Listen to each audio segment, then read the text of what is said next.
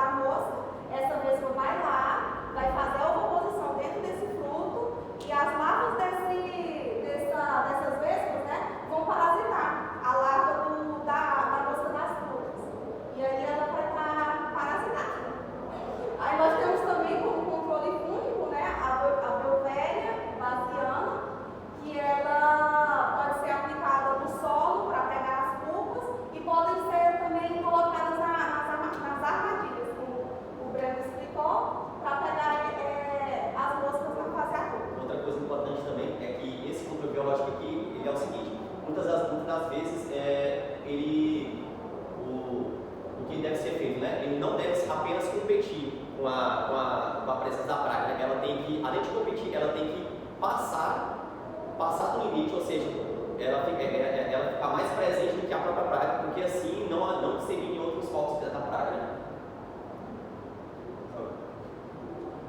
Um pouco aqui do controle químico, que ele não é muito usado e indevido, mas que muitas das vezes ele é mais utilizado a utilização dessas iscas tóxicas, né?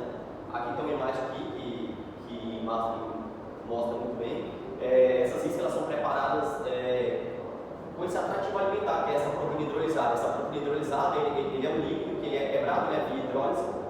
Dessa forma, para que fique melhor a alimentação, né, dessas pragas, e o uso de inseticidas autorizados, né, que todo aquele precalço, né, sobre as leis, sobre o uso certo. E dessa forma, essa mistura é aplicada nas ruas alternadas e em uma área superior a 1 metro quadrado, né, dentro da copa do plano. A estratégia dessas iscas tóxicas é o quê? É atrair e matar, né? Dessa forma que vocês podem ver o formato aqui é da ceratites. Aqui é da ceratites e aqui é da anastreba, né?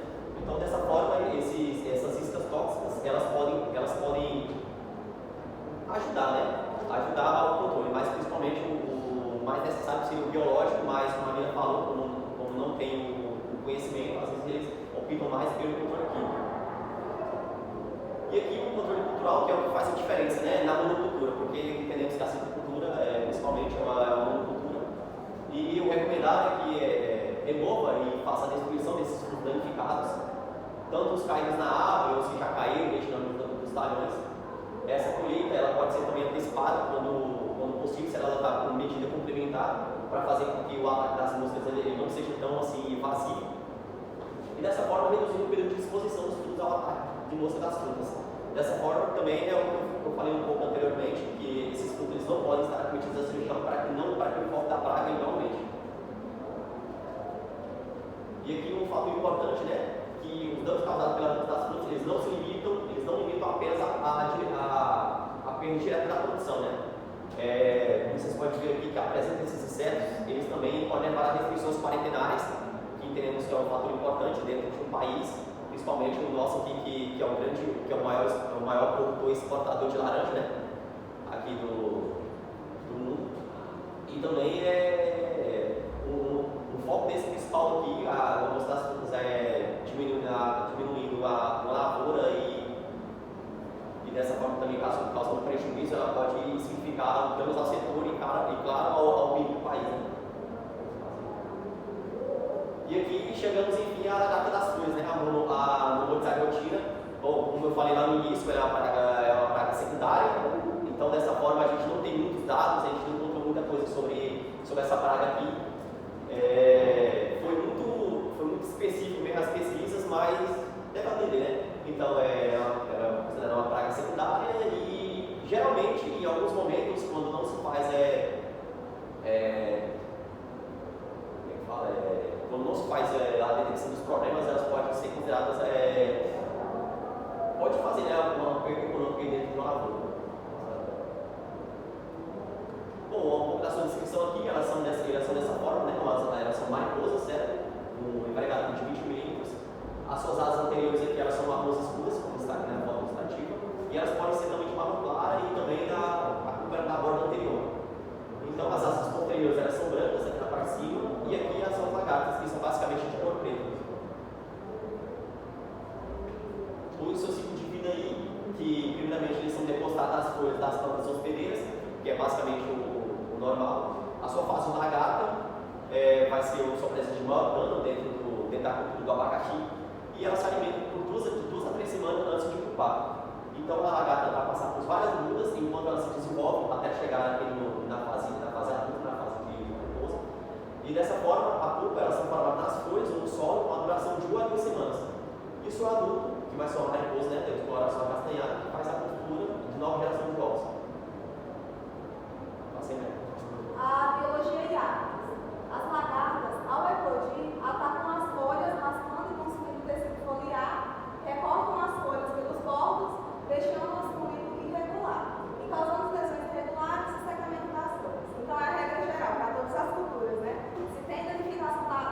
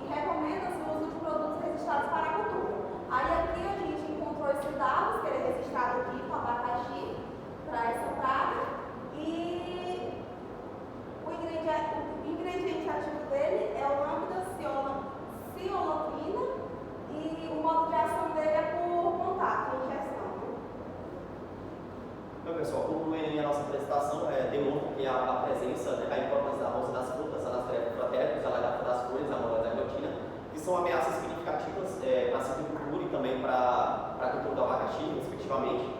E se não controladas, essas pragas podem causar danos severos, reduzir a produtividade, a qualidade dos frutos, que vai impactar diretamente na economia nacional. E outra questão é que elas vão, tanto o ciclo do abacaxi, elas são culturas de grande importância para o nosso país, principalmente a silvicultura, que é o grande motor, né, principalmente do agronegócio do nosso país, que gera emprego, renda e com certeza as divisas comerciais. E muito obrigado.